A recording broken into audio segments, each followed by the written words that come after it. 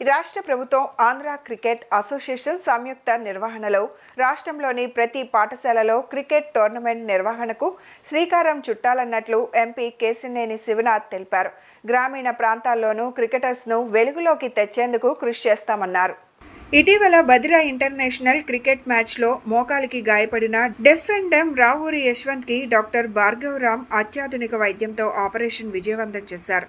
Operation జరిగిన 4 నెలల్లోనే రావూరి యశ్వంత్ 140 కిలోమీటర్ల వేగంతో బౌలింగ్ చేసి శ్రీనగర్లో జరిగిన మ్యాచ్లో మ్యాన్ ఆఫ్ ది మ్యాచ్ గెలుచుకున్నాడు. ఈ సందర్భంగా బదిరా క్రికెటర్ రావూరి యశ్వంత్కి doctor Bhargavaram, doctor UV Ramana the trust joint centre హాస్పిటల్లో సన్మాన కార్యక్రమం ఏర్పాటు చేశారు. యశ్వంత్కి ఎంపీ కేశినేని శివనాథ్, ఎమ్మెల్యే గద్దె రామ్మోహన్ శాల్వాతో ఘనంగా సత్కరించారు.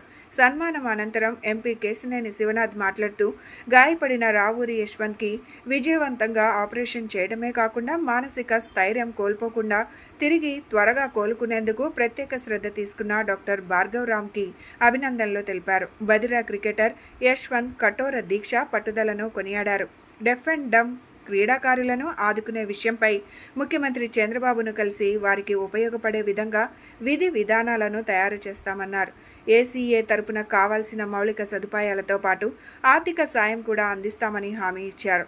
ఆంధ్ర క్రికెట్ అసోసియేషన్ తరపున రావూరి యశ్వంత్కి ఎటువంటి సాయమైనా తప్పకుండా అందజేస్తామన్నారు. వికలాంగులు క్రీడల్లో రాణించేందుకు ఏ సాయమైనా చేసేందుకు రాష్ట్ర ప్రభుత్వం తోడుగా ఉంటుందన్నారు. ఇప్పుడు యశ్వంత్ గారికి చేసిన ఆపరేషన్లో లేటెస్ట్ ఆపరేషన్ అనేది ఆల్ ఇన్సైడ్ ఏసీఎల్ రీకన్స్ట్రక్షన్ అంటారు. ఆ ఆపరేషన్ వల్ల అడ్వాంటేజెస్ ఏంటంటే వెరీ స్మాల్ హోల్తో చేస్తారు ఆపరేషన్. తర్వాత వెంటనే రికవరీ కూడా చాలా ఫాస్టర్గా ఉంటుంది. మామూలుగా అన్ని ఏసీఎల్స్లోనూ బయట బ్రేస్ వేయటం అవి ఉంటాయి and long process to recovery ఉంటుంది. ఇందులో లోపలే బ్రేస్ వేస్తారు, దాన్ని ఇంటర్నల్ బ్రేస్ అంటారు.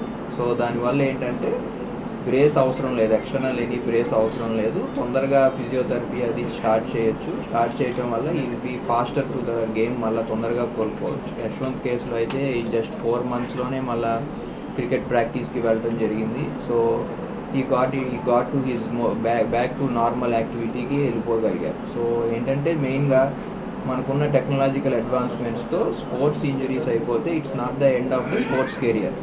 మళ్ళీ రీగైన్ అయ్యి ఇదివరకు నార్మల్గా ఎలా స్పోర్ట్స్ ఫంక్షనింగ్ చేయగలరో మళ్ళీ అట్లాగే తీసుకురాగలం. ముఖ్యంగా వెంకటరమణ గారికి, భార్గవరావు, మీరు చాలా వండర్ఫుల్ జాబ్ చేస్తున్నారు. ఎందుకంటే ఒక డాక్టర్ జాబ్గానే ప్రొఫెషనల్గానే కాకుండా పేషెంట్కి ధైర్యం నింపడం నిజంగా చాలా అభినందనీయ విషయం. ఎందుకంటే ఒక భయమైన ప్యానిక్ సిచ్యువేషన్లో ఉండే పేషెంట్ని, అందులో ముఖ్యంగా ఒక క్రీడాకారుల్ని, వాళ్ళలో ఉన్న భయాన్ని పోగొట్టి సర్జరీ చేయడంలో మీరు చేసే ప్రయోగం చాలా బాగుంది. తప్పకుండా మీలాంటి వాళ్ళు సంఘసేవగా చేసే డాక్టర్లుగా మీరు అందరూ కూడా బాగుండాలని కోరుకుంటున్నాం. ఇక ఒకటే చంద్రబాబు నాయుడు గారు కూడా ఒకటే అంటున్నారు, వాళ్ళు మెడికల్ హబ్గా విజయవాడ అవ్వాలని కోరుకుంటున్నారు. అటువంటి మెడికల్ హబ్ అయ్యే ప్రయత్నంలో మీరు కూడా భాగస్వాములు కావాలని మేము కూడా చంద్రబాబు నాయుడు గారి దగ్గరికి మీలాంటి డాక్టర్లు కొంతమందిని తీసుకుని వెళ్ళి వారికి విషయాలు కూడా వివరించాలని కోరుకుంటున్నాం. ఇక క్రికెట్ విషయానికి వస్తే నిజంగా యశ్వంత్ నిజంగా చాలా వండర్ఫుల్ ప్లేయర్. ముందుగా మనం ఆలోచించుకోవాల్సిన విషయం ఏంటంటే ఇండియన్ క్రికెట్లో ఎప్పుడో బాంబే, ఢిల్లీ, కలకత్తా ప్లేయర్లు ఉండే ప్రాంతంలో ప్రయోజకులు ఉండేవాళ్ళు. ఇప్పుడు బీసీసీఐ విస్తరించి ఇవాళ గ్రామీణ ప్రాంతాల ప్లేయర్లు కూడా వెలుగులోకి తీసుకురావాలని చాలా కష్టపడుతున్నారు. దాంట్లో భాగంగా ఆంధ్ర క్రికెట్ అసోసియేషన్ కూడా గ్రామీణ ప్రాంతాలకు మేము ఫోకస్ చేయబోతున్నాం.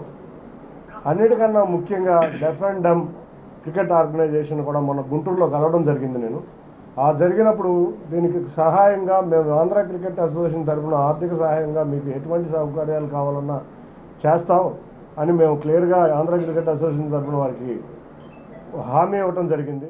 ఇది డాక్టర్ భార్గవరామ్ గారికి, యశ్వంత్ గారికి, వీళ్ళిద్దరికీ కూడా ఖచ్చితంగా అభినందనలు తెలియజేసిన అవసరం ఉంది. ఎందుకంటే ఒక ప్రధానమైన లిగ్మెంట్ తెగటం అంటే అది అనుభవించిన వాళ్ళు మాత్రం తెలుస్తుంది. ఎంత కాలు అసలు ఉందా లేదా అనే ఫీలింగ్ వస్తుంది. నొప్పి తెలియకపోయినా కాలు ఏలాడిపోయినట్టు అనిపిస్తూ ఉంది. అలాంటి పరిస్థితి నుంచి 140 కిలోమీటర్ స్పీడ్ అయ్యేటువంటి నేను ఆ విజువల్స్లో కూడా చూశాను. ఆల్మోస్ట్ మన పాకిస్తాన్లో అతను ఏదో ట్రైన్ పేరు చెప్తారు, అతని పేరు రాయలపిండి రావులపిండి ఎక్స్ప్రెస్ అని. సో ఆ మోడల్లో తన యాక్షన్ ఉంది. బౌల్డ్ అయిపోవటం అవతల ప్లేయర్లు ఎక్కువగా. మరి ఆ మ్యాచ్ నేను చూడటం జరిగింది.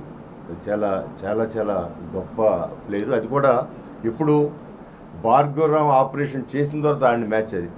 మేము చూసిన మ్యాచ్ ఈయన ఆపరేషన్ చేసిన తర్వాత మరలా ఆయన శక్తి పుంజుకుని యాక్షన్లో ఉన్న గేమ్ అది. సో వీళ్ళిద్దరికీ అభినందనలు తెలియజేయటం కాకుండా ఇవాళ క్రికెట్ అనేది మన ఇండియాలో ప్రతి ఒక్కరు కూడా అత్యధికంగా గౌరవించేది, ప్రేమించేది, ఆసక్తి చూపే మొట్టమొదటి గేమ్ ఏదైనా ఉందంటే మన ఇండియాలో క్రికెట్. అలాంటి క్రికెట్లో మన ఆంధ్ర నుంచి ఒక మంచి ప్లేయరు రావటం అది మనందరూ కూడా చాలా సంతోషించే విషయం.